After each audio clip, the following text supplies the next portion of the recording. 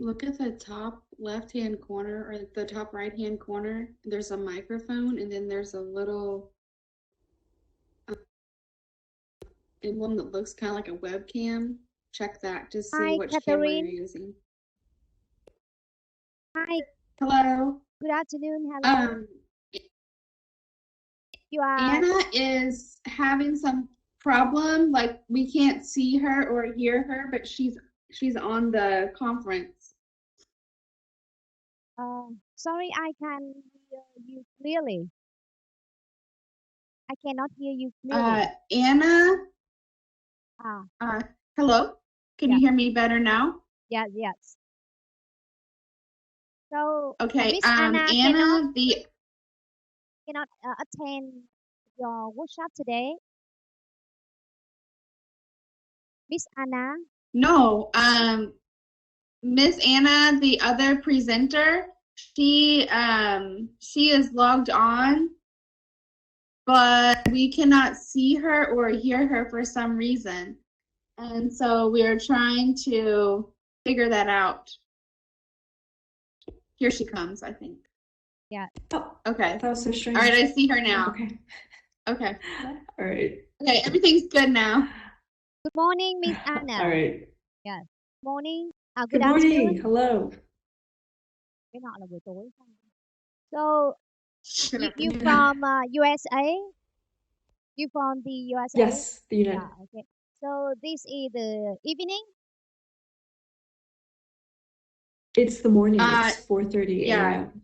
Or this morning? So pretty for both of you. Yeah. Yes, Sorry to but hear that. Yeah. we're excited. Yeah. Yeah, no Yeah, I was supposed problem. to be. So we start in 6 minutes later. Yeah. We start at the Okay. 3:30. I'm gonna Please. try. Okay. Yeah. I'm going to try to share the screen to make sure that's working. Yeah. So let me do that.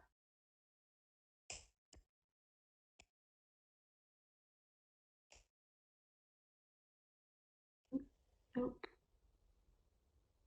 Rồi bấm nè.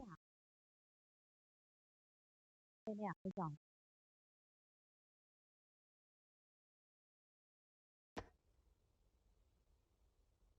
All right, I'm hitting the wrong button.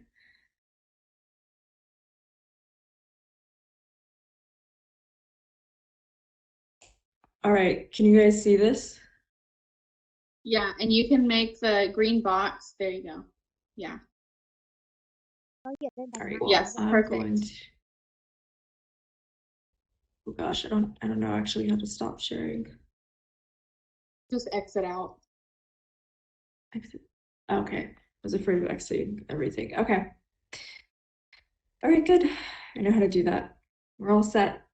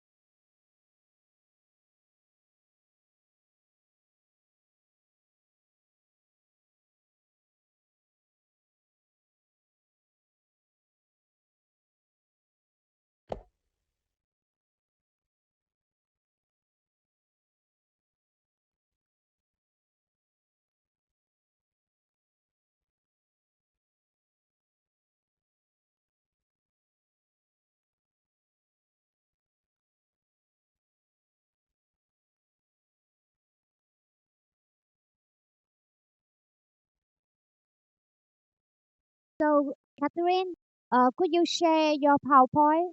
Yeah. Because we cannot Yes. see your Oh, yeah. PowerPoint now. Okay. Yes. Miss Anna's going to share. There, it should be up. Yeah, we have it. Okay. You're going to introduce us, right? And then we'll start the presentation.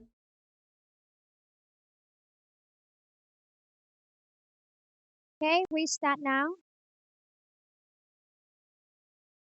Yes, go Okay. ahead. So, yes. Good afternoon and good morning, Miss Anna and Catherine. Yes. Good afternoon, presenter and participants.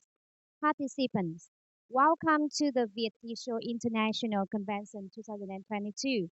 On behalf of organizing committee, we would like to thank you so much for your participation and contribution to our annual convention success.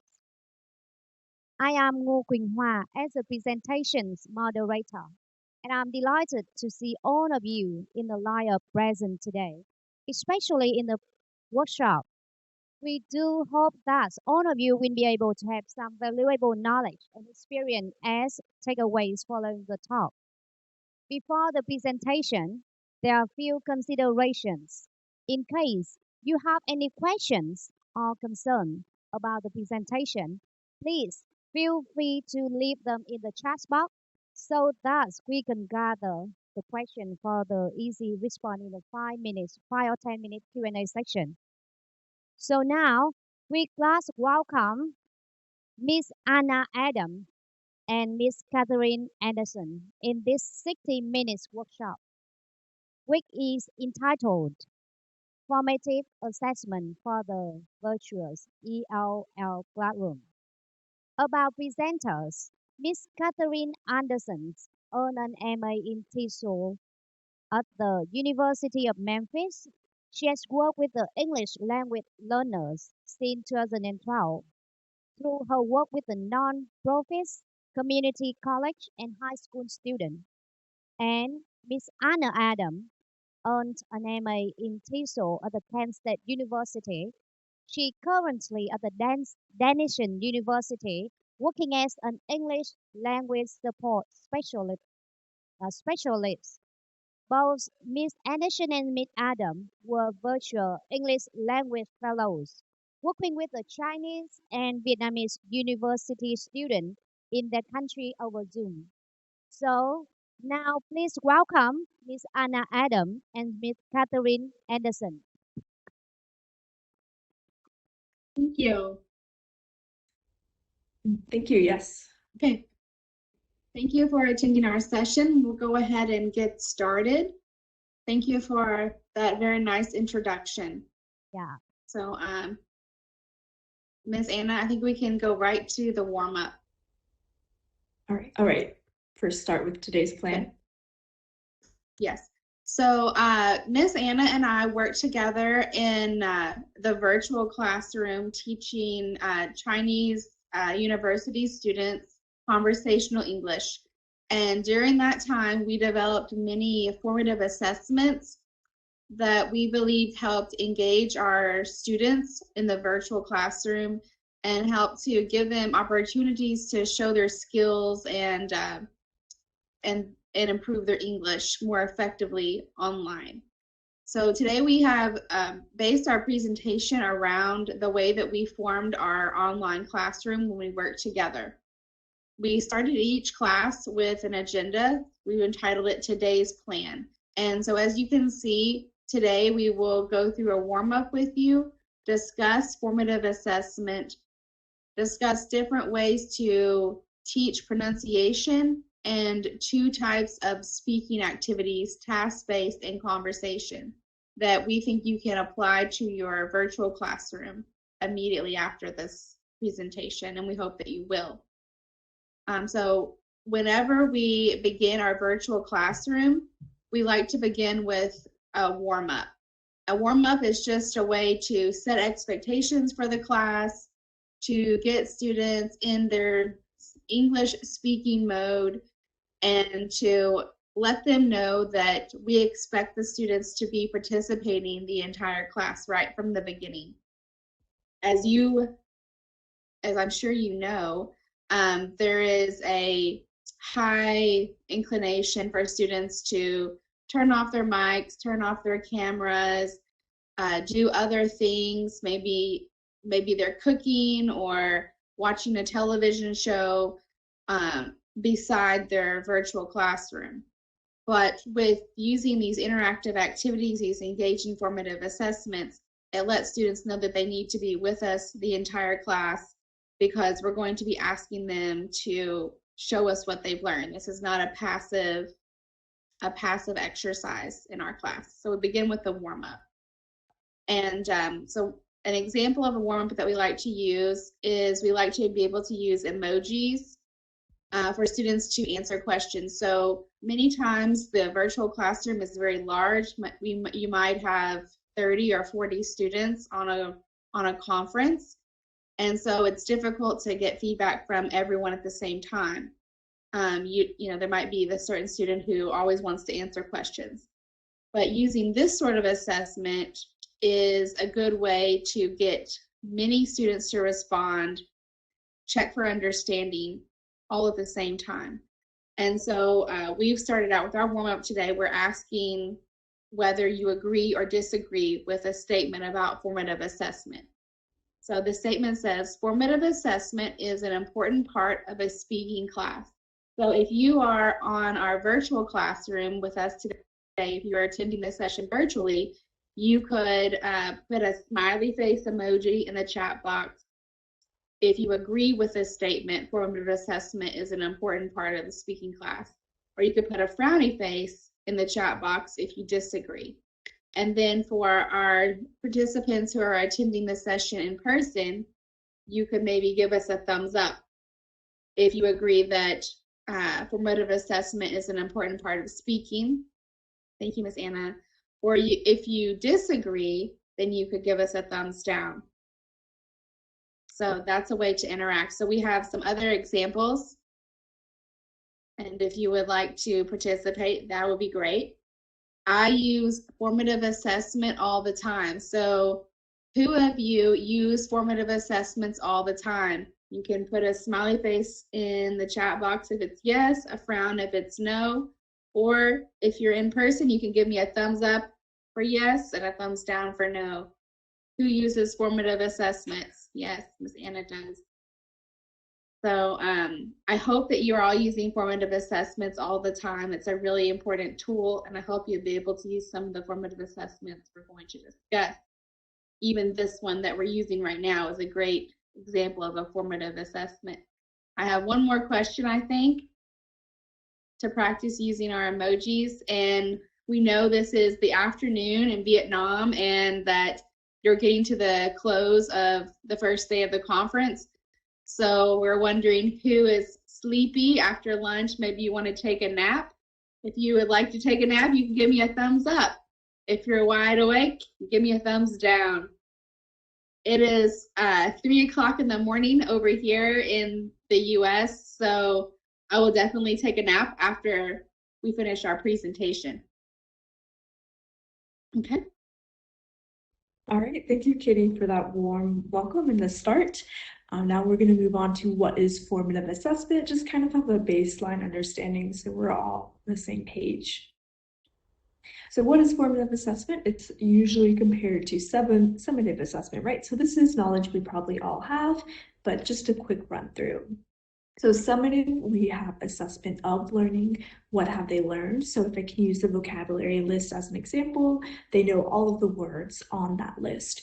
Where formative assessment is asking assessment for learning. How are they learning? So let's say maybe they're struggling with the last 5 words. They're doing great with the first top 5. So we're asking those kinds of questions. With summative, we're looking at after the learning process. So this is the vocabulary quiz at the very end, whereas formative, we're looking during the learning process. It's ongoing. So from the very beginning, when they don't know the words, or maybe they know some of them, through the middle where they're struggling with a couple words, to the very end.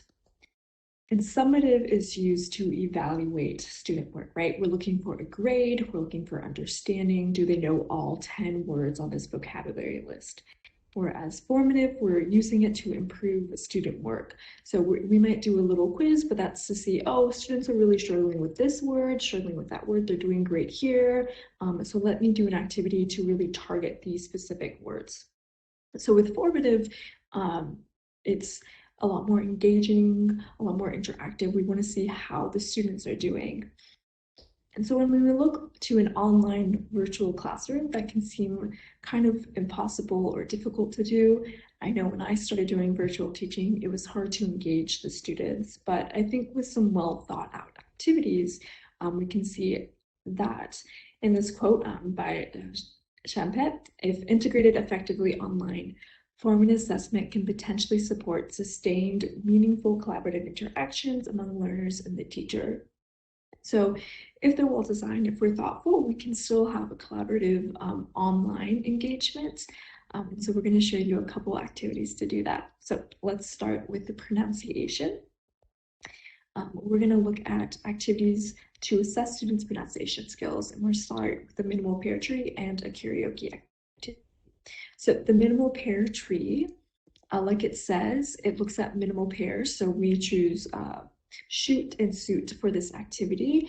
And basically what you do is you go down the tree and you will land on a number. So the students will listen and then they'll write down the number where the journey took them.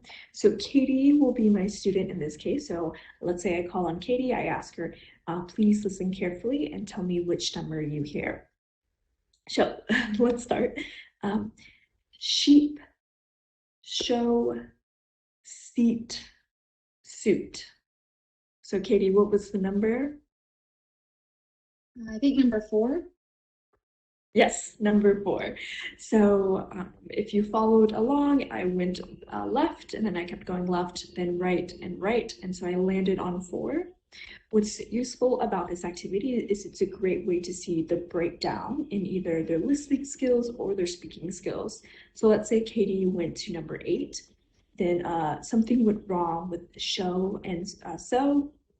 And so we need to practice that a bit more. They need to say it again or they need to listen to it again. This activity, again, great way to practice minimal pairs. You can complete it together as a class or you can complete it together as a pair. So just kind of like what Katie and I did, I would say it, she would give the response, and then she would take a turn and we would keep doing it. So lots of different ways to do this. To make the worksheet, you would use this website. You do need to create an account, but it's free and you can make as many as you want. A similar activity is the pronunciation map. This is not limited to minimal pairs, but instead let's say you're working on a word list and you would create a kind of map. So maybe you would start with melon, go coffee, salad, and go on, and students would then have to draw a line through the maze. This is also great because, like in this example, maybe you're going this way, but you can easily see that students are going a different way. So something is going on here, there's a breakdown, and so you can then assess, okay, we need to practice this a bit more. So it's something you can do easily online. And again, just like the previous one, you can complete together as a class or in pairs, breakout rooms. There's a free template on the next slide in the handout. Just give us your contact information and we'll send you this information or upload it to the cloud. All right, so now I will, we have some questions for the audience throughout the slide. We weren't entirely sure how participation will go, so we'll just try it out. But what words do your students often struggle to pronounce? What minimal pairs would you focus on your class? Or do you envision seeing yourself using this activity in the classroom, especially the virtual one? So if anyone would like to speak up in the chat or volunteer.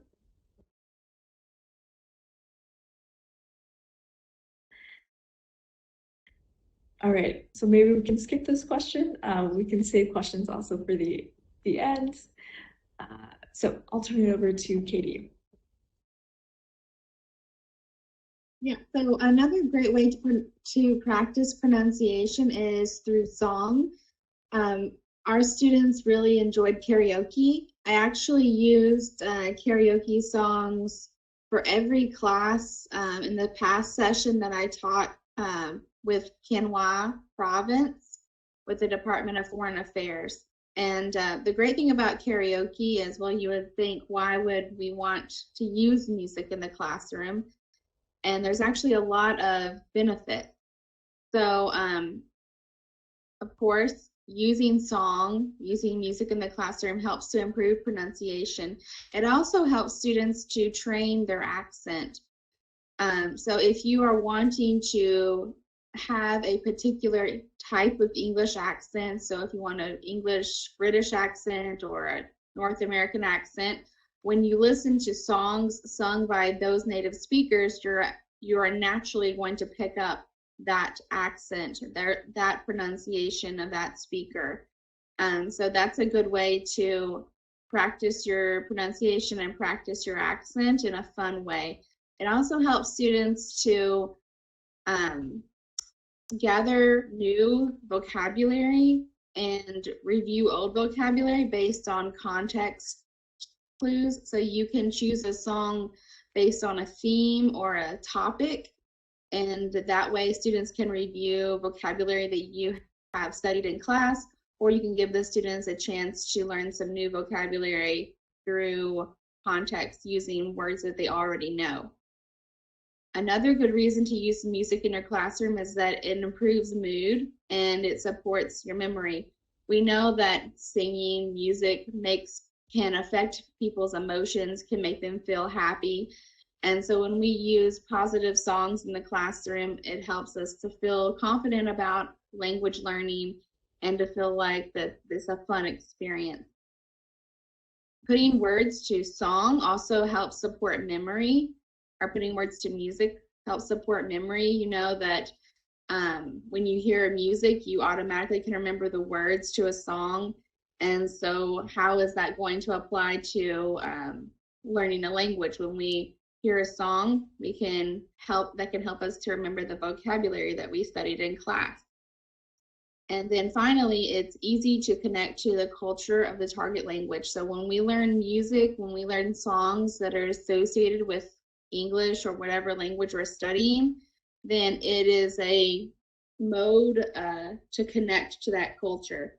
Because as we know, there are songs that when you speak a language, there are songs that everybody knows from that culture, from that language, and that a lot of common phrases and things that people say in everyday life often have roots in music, in popular songs. So this is a good way to learn about the culture of the language that you're studying. So how can we use the music in the classroom? Well, we can use music to help us define cultural phrases. As I said, many phrases that are part of common language are found in songs, in classical or folk songs, culturally important songs. Singing is a fun way to practice fluency through repetition. It's more fun to sing a song over and over again than it is to just repeat a list of words. And so that can give your students sort of a leg up and make them want to practice their vocabulary if they can sing it rather than just say it.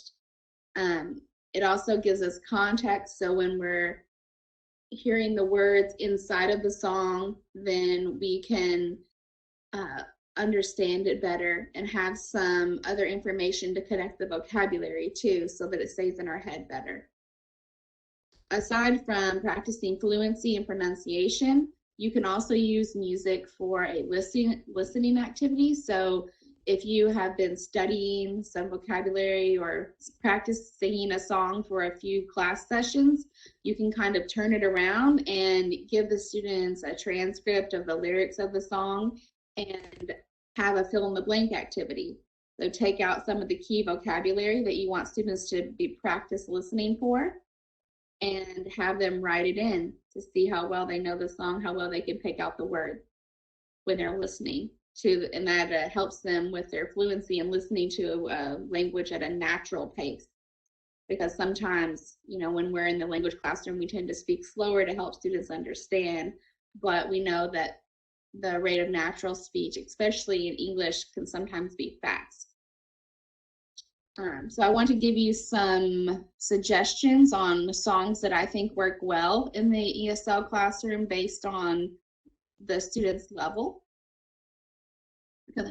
So for our beginner students, I think it's good to focus on songs that have concrete vocabulary, concrete nouns that we can easily tie to realia, and we can use total physical response to help us learn these vocabularies. So I have songs like head, shoulders, knees, and toes. So that's about our body. We can touch our head, point to our eyes, touch our nose. And so that's going to give the students a way to practice saying the vocabulary, physically touching it, and singing it to help with their memory. The same way with these other songs that I have listed, they're all about physical things that the students interact with. Also learning classroom directions such as stand up, sit down. I also wanted to give you a good resource that I like to use from YouTube. It's called Top Notch English. And so if you search that, you'll be able to find a whole list. They have a whole curriculum of songs that are good for beginners, but also for some of them are for more advanced students. This one that I have on the screen, I like to use with the beginner students. It's called Home is Where the Heart Is. And it was a good song for different rooms of a house. But we also learned the phrase home is where the heart is, which is a common phrase in English talking about wherever your heart is, that's your home, the place that you love. So even if you're far away, you miss your home because you love it. For our intermediate students,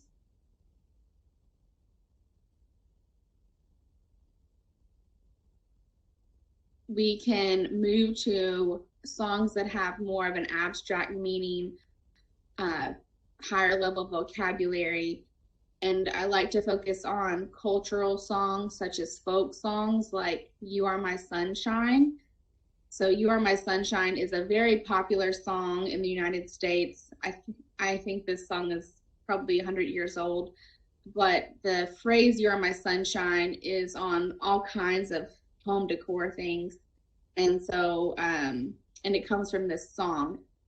So it would be something that's good for students to know as a cultural song when studying English.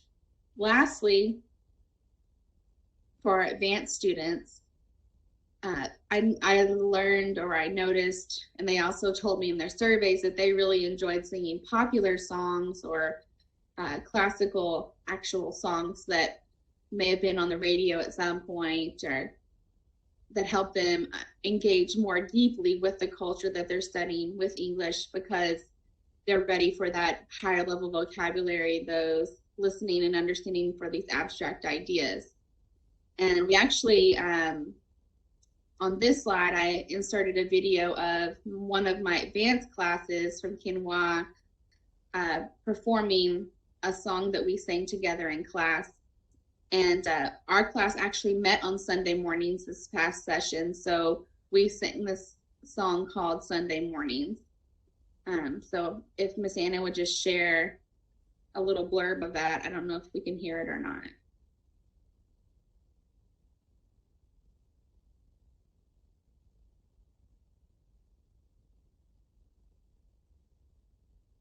It looks like the sound isn't coming through. But so this was on the Zoom call. We put on our avatars through Zoom and sang the song together. And that was sort of our beginning class ritual. For every class, we begin with a song. And it kind of put a positive tone for the class that it's going to be fun and we're going to learn together.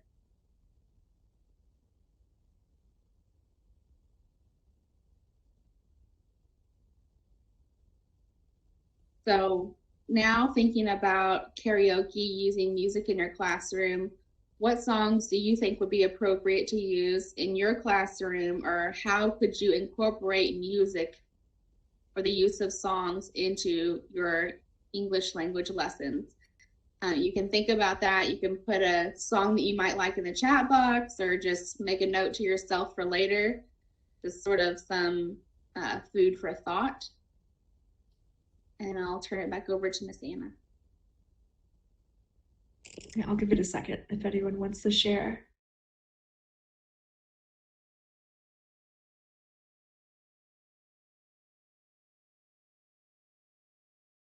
One of the popular songs that I usually use in my baking is "Be What You Wanna Be." It is song will learn different vocabulary, job and profession. And That's Sorry? fantastic. So I think you're excuse me, can you hear me well? The song that I usually use in my yeah. class is "Be What You Wanna Be," and this song is quite good and suitable when you want to teach about different vocabulary in careers, professions, and jobs. And I ask my students to do the vocabulary quiz in which they have to fill in the blanks with some of the jobs they hear from the song. And I also like the Yeah, I message. love that. And I also like the message that the song delivers to the young learner. Be what you want to be. Keep your dream and pursue your dreams. Why not? And that's it. Yeah, thank you. Fantastic. Thank you so Yes, much. I agree. All right. Anyone else before we move on? I think we have time for one more person.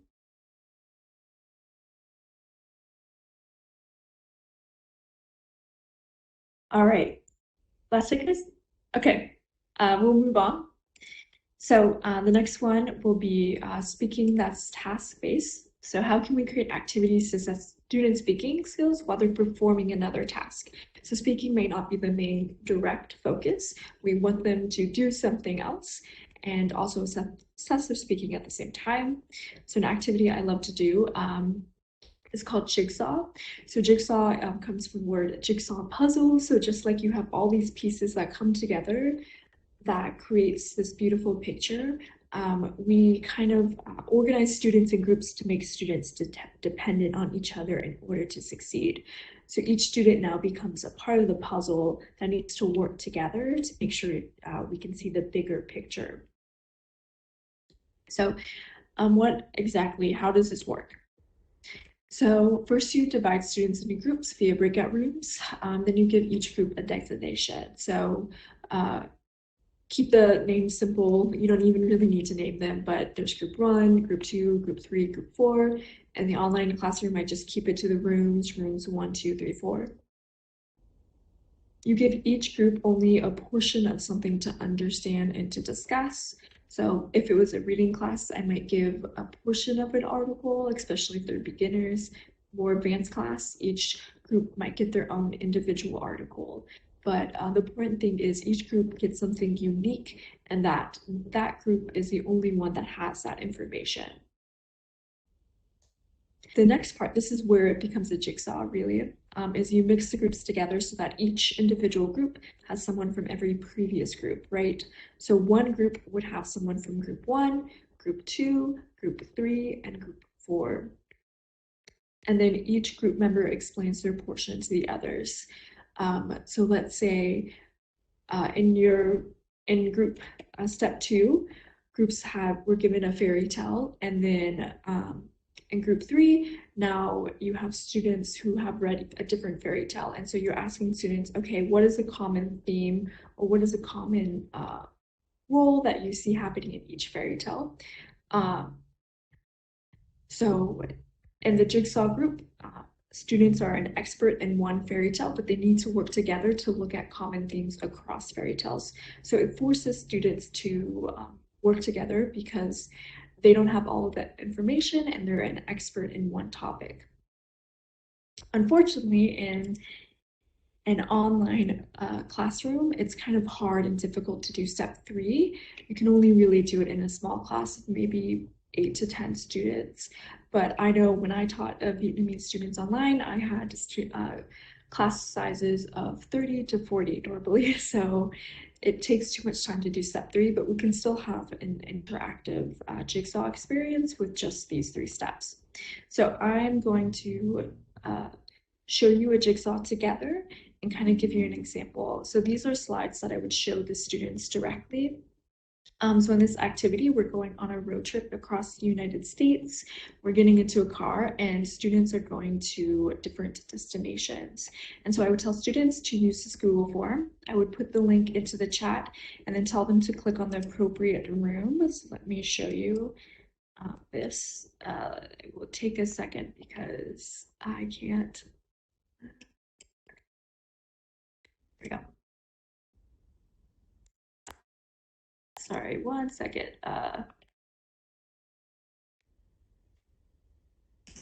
Here we go. So this is what the students would see in the Google form.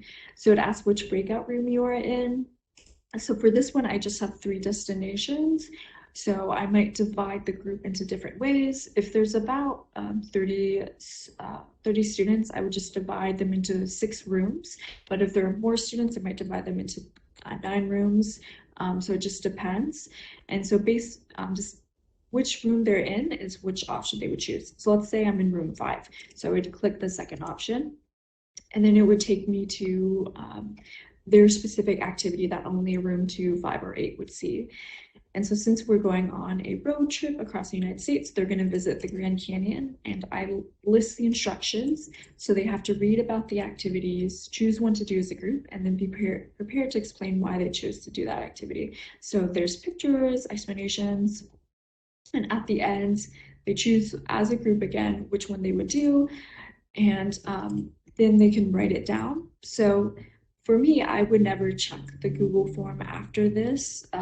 This was just a place for them to take notes. But if you want to make it more of a grade, you can really tell them use this Google form. It was just a bit too much work for me to do to check them, so I didn't. It was just a way to share information and not evaluate them. So let me go back. Can you guys still see the screen? Yeah, everything good? Okay, well, all right. I would also really stress to students that one person needs to be prepared to share for each group. And I would often go into the different breakout rooms, kind of check on them. How are they doing? Are they having a good discussion? And then I would ask, okay, who's going to share for your group? And then I would make sure that they have someone ready. Otherwise, it gets a little awkward when you get to the next stage. So once they come back from the breakout rooms, you're going to ask them to share. So in this case, one of the groups went to New York. And so I would show everyone the 3 different activities now, and then ask so a representative from team 1, 4, and 7 to tell us what happened, which activity did they choose, what is it, why did they choose it. And so then they would share, and then I would just quickly go through the different areas we would see and share it. So with the jigsaw in the online classroom, you would have students go into a breakout room. Usually I would use some kind of Google form, and in their specific room, they have a specific activity they would have to do. And then they would come back into the main room, and then we would have a group share where they would share what they talked about in their group. So it was a good opportunity to have people that usually didn't get to speak. Maybe they were shy or they were unprepared, or maybe another type of student would like to share instead. And so this would be an opportunity for those students to share because they got to practice in a smaller group, and then they could practice with a larger group. So my question now, to turn it back to you, is how would you adapt this activity to suit the needs of your context? Or if you still have any questions about the jigsaw or confused, please also raise your hand. You can definitely ask now. So yeah, so how would you adapt this activity? Or how could you envision using it in your classroom? I used it as a roadmap. There's lots of ways to adapt a jigsaw.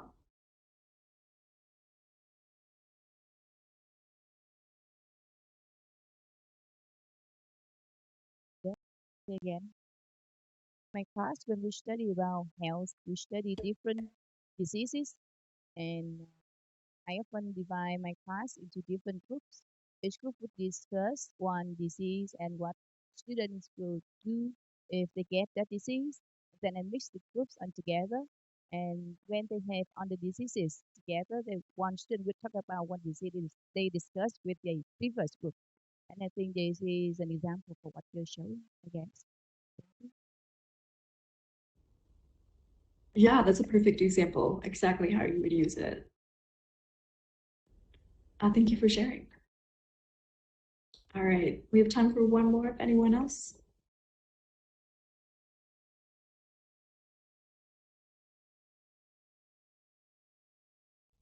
All right, so again, it's a great activity to use when you have information that you can separate and then share with different groups and then come back together. Okay, and now I turn it back to Katie. Yeah. The next section we want to discuss is speaking in relationship to conversation. So sometimes we want students to depart from formulaic response, especially in our more advanced classes, and encourage students to use the language that we've been studying authentically to communicate. And I do this by incorporating something called a conversation wheel. And so there are two websites that I like to use to build these conversation wheels online. And if you go to the next slide, I can share those with you. So the two sites that I like are called WordWall or spinnerwheel.com. And the conversation wheel that I'm going to share is from WordWall, and this is an actual wheel that I made for my advanced class. I think you can use this for more than just conversation, but we'll get to that in a second. So I wanted to share with you this activity. So I called this the wheel of small talk, and so our students were studying business and using English in international business. And so one of the first things that we discussed was the art of small talk when working with colleagues, what kinds of questions were appropriate to discuss in a business situation. And so what I would do is I made enough questions so that each student would get to speak at least one time, and then we can spin the wheel and have Miss Anna spin the wheel for us.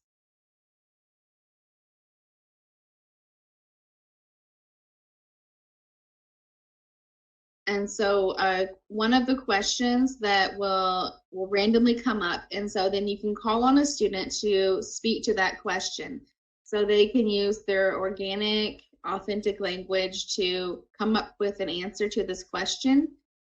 And then you have a choice to either resume the game and keep the same questions on the wheel, or to eliminate that question so that only each question gets answered one time.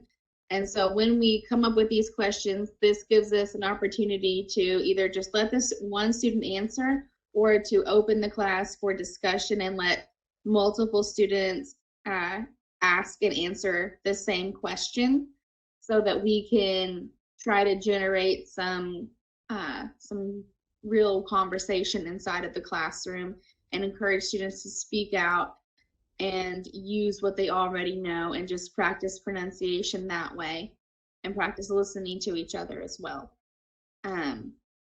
Some other ways that we might use this.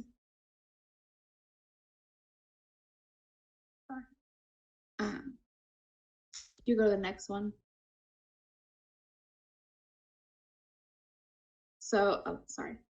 You go back. I want to tell them something. Oh, sorry. The sites. Sorry. So some notes that I wanted to give you about these resources. WordWall does have limited access, so you're able to make 5 games before you're asked to pay for more access. You're able to make other things besides the word wheel, and they all look really nice, but you're only limited to five games. spinner wheel, you can make unlimited games, and all you need is a email address, and your wheels that you make are saved on the website. So aside from conversation, there are other ways that we use the wheels in class, still to generate conversation, but not just only asking questions. So other ways that I use the wheel are reading comprehension passages. So maybe we'll not just reading, like if we read a passage or we watch a video, or I will use the wheel and make questions about the passage or the video that we watched or read, and then do sort of the same process you saw with the small talk wheel, where we could ask questions randomly to students and have them answer. Another way that we can use the wheel is if you wanted to call on students and make sure that everyone is getting a chance to participate and speak in the class, you could ask a question, spin the wheel, and have all of your students' names on the wheel. And when that student's name comes up on the wheel, then you would be able to call on them and ask them the question, and you could eliminate them from the wheel if you only wanted to ask one time per class, or you could keep them on the wheel if you wanted to use the wheel for multiple questions. Finally, another activity that I like to use the conversation wheel for, their spinner wheel, is for structured practice. So this could be used for advanced classes or beginner classes. One of the activities that we used was practicing leaving phone messages, and so I had a wheel of different situations when you might need to leave a phone message. And so when the students spun the wheel, then they would have to quickly come up with an appropriate phone message that followed the framework that we had been studying in class. So what are some other ways that you might be able to use the conversation wheel in your classroom, or what are some ways you have already used the conversation wheel in your classroom as a way to use to assess your students informally? Or do you think that this would work in your class?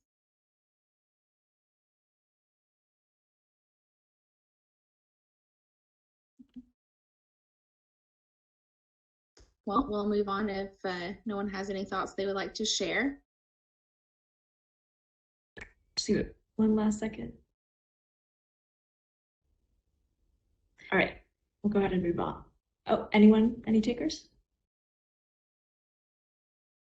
Okay, we'll go ahead and move on then. So before, I'm gonna jump in. So when we planned this activity, we originally planned to be in person, but then something came up. So we weren't sure how it was gonna go, how participatory or how interactive we could be since we're online and you're in person. So we just planned these activities, but it looks like we have time to go over one more activity. So I think, Katie, if that's what you want to do, we're gonna go ahead, skip this part and talk about one last activity. Okay. Do you want to do the desert island or the other one? Sure. I think probably desert island is better. We only have 15 minutes left. Yeah, so we'll do one last activity and then we'll go back to the conclusion. So Katie, if you want to take that one. So as we discussed before, we talked about using task-based activities as a way to encourage conversation in your online classroom. And Anna had shared the jigsaw activity as a task-based project where students have a central or a common goal, and they use their language to complete this task together. And I wanted to add to that with a icebreaker game that you might like to use in your virtual classroom for formative assessment. And this game is called Desert Island. And so the task that the students have is that they're imagining themselves on a deserted island for a year, and they can only take 5 objects with them. So what would they choose?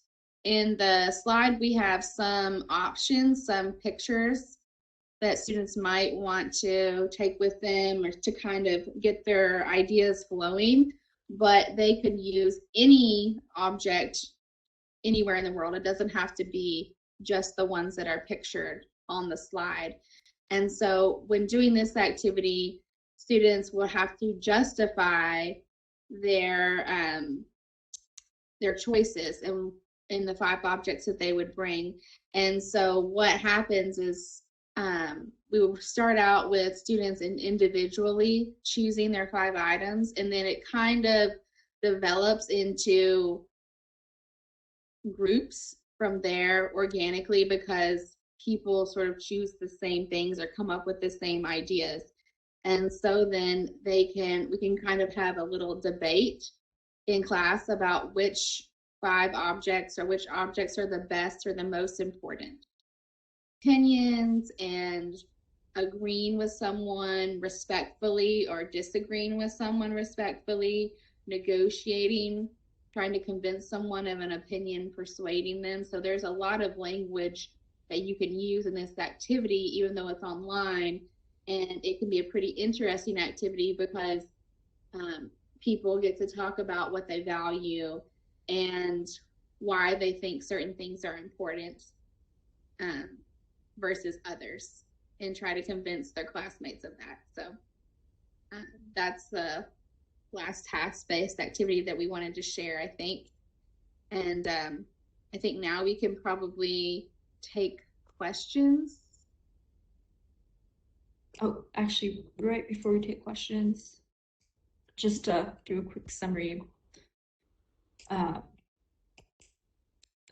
So just as a quick closing, virtual formative assessments, even though they're online and we are definitely limited by the technology we use, we can still be interactive.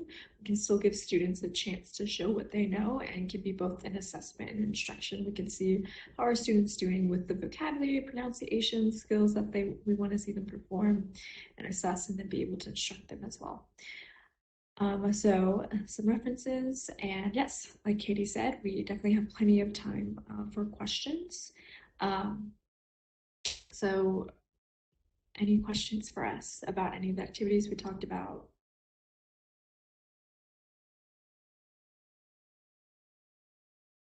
We would like to share our big thanks for your great presentation. Now we're happy to receive any questions that you may have for presenter. So,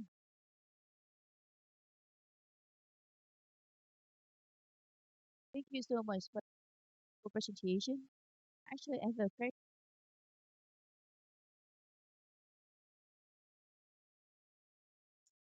I can hear. today into Can you hear? No, sorry, I can't hear either. excuse me, can you hear me well? So Yes, we should I can hear should you I now. should I repeat what I'm saying? Yes, please. Okay, yes. Your presentation, you mentioned that we can use music to access students' pronunciation and to teach pronunciation as well. I do agree with you with that point. However, I'm not sure that all English songs can be used to teach English. And I'm not sure that all the people who sing English songs have a proper pronunciation to teach them. Yeah. And because people coming from different places and they have different intonation, different accents, and different pronunciation as well. Some of them may not have the correct pronunciation. So can you share with us some criteria, some resources if you ever know, so that we can use the resources or we can base on the criteria to choose the most appropriate songs to teach our students. That's my question. Thank you. Thank you for your question. I think that when choosing the song, you might want to stick with English that is using the standard pronunciation. Of course, when some people sing, they're going to use sort of a relaxed conversational type of speaking and singing. So the pronunciation may not be, I don't want to say it's incorrect, but it's not as formal or as academic as we would study in the classroom. But I think that listening to music in English is going to give the students a good ear for how native speakers actually talk, because we know that when people speak their native language, they don't always use standard pronunciation and they don't always pronounce things, I guess, correctly. But I would recommend this top notch fundamentals because this is an English language course that's on YouTube. They share their resources, and each of their units has a song, and the songs are all in standard English, and so it's easy to follow their pronunciation. The accent is a North American English accent, so when the students mimic this pronunciation and this accent, then it's going to be correct.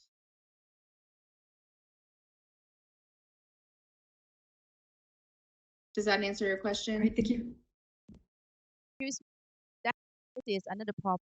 I accept a top-notch page, as you mentioned earlier, that the songs over there, the songs presented on top-notch, actually high people rather than younger people. So they may be of the teacher's interest, student's interest. I'm Too, I sorry, think that I'm the having grades a are the hard problem. time. Excuse me, I'm can you hear sorry, me? You were I'm having a hard time hearing her. Again, once Can you again, say again? I'm very sorry. I sometimes visit the top-notch page like you mentioned earlier, and I see that the songs over there are very strange to my students, and they may be of the teacher's interest rather than the student's interest. So if you play something that the students don't want to listen to, I think it may raise another problem then. So if Yeah, I could if the jump in, student doesn't, uh, okay. oh, sorry, just another resource that's really great. So one of the partners of this is the English Language Office, and they have a website called American English. Um, I can send you the link if you contact me at my email, but they on their website, American English, I think it's americanenglish.com, americanenglish.edu. Um, uh, sorry. Uh, and they have a book on there also that has a list of songs you can use as well. So that's an additional resource. But Katie, if you want to jump in as well. Um, Yeah, I think that student interest does play a part in choosing the song that you like for your class. But also, you are the teacher, and so you have to choose what's best for the student. And maybe not every song is their favorite song, but if they can get something out of it, then I think it's still worthwhile. But I think that students really enjoy um, folk songs and cultural songs. And even though the pronunciation isn't standard, they can still learn how people really speak. So, and I think that for choosing a criteria as far as like what's a good song, I think it's important probably for the tempo to be sort of slow so that the students have time to listen to what's being said and they can pick up on it quicker. And you can also make it a conversation as well with your students and kind of turn it back on them. Okay, bring a song that you think represents standard English and kind of test their knowledge of that. But also, let's say they bring a song and they choose something that might be inappropriate. And again, you want to really screen for really inappropriate songs, but a student brings it and it can be a conversation. Oh, maybe we don't really talk like this, or maybe that's not a kind of target we want, but having that conversation as well as letting the students choose, giving the students that kind of agency can also be another avenue of discussion. And yeah. Yeah, I really think that, I mean, you don't want to listen to something that's just completely, you know, out in left field, but all the songs are our language, and so Yeah. it's something to study, if it's interesting to them. It's all part of the language. Any questions? All right. Yeah. So your presentation is really meaningful. So recommend me a lot of some activity for my online class. So I have one question for you. So how can teacher encourage online interaction from students? Can you hear me clearly? Can you Yeah, say your question I one? think. Oh, okay. Go ahead. She said, how can teachers Encourage. encourage or influence online interaction? Encourage online interaction. Okay. Yeah. Go ahead, Katie. Okay. I think the best way to do that is just by calling on students and letting them know that you're always going to call on them and encourage them or require them to interact. I think sometimes when you have to make it a requirement for your class. Like we made a requirement for our class, my co-teacher and I, that you keep your camera on. So that keeps students accountable and make sure that they're at their computer and they're not doing other things. And so then they'll be more engaged in what's going on in the class. I think asking students to do things like respond in the chat box or to raise their hand, like virtually raise their hand, to volunteer to do different tasks inside the classroom, such as read or answer a question, helps to keep them engaged. And I think just knowing that you're going to call on them, using the conversation wheel to call on students to make sure that everybody speaks in every class is going to help keep students engaged, because they know that their voice is going to be heard at least one time every class session. And to jump in, great advice, Kitty. I would also say speaking isn't the only way of interaction, right? So like she said, writing in the chat, we like to use emojis because it's quick, it's easy, or even thumbs up and thumbs down as a way. Doing breakout rooms, doing group work. So just like in a normal classroom, you don't do one type of interaction, you do a lot. So there's a lot of resources online, and I would encourage doing that to give students a break, something kind of simple, easy, an emoji in the chat, and then also to give variety in the classroom. Thank you so much. I think we have time. Any questions? Okay. Due to the limited time, so we cannot include all the questions on Q&A section. So, on behalf of Vietnamese 2022, we wish you all the best with a productive day and meaningful rest of our virtual convention. Thank you and goodbye. Thanks, Smith and Thank you. Catherine. Yeah. Thank you very much. If you want the handout, just one last thing, if you want the handout, please write down my email and I'll send you this slideshow. So okay, thank you again. So much. It's been great, even presenting virtually. Yeah, you are so kind. Right. Okay, bye-bye.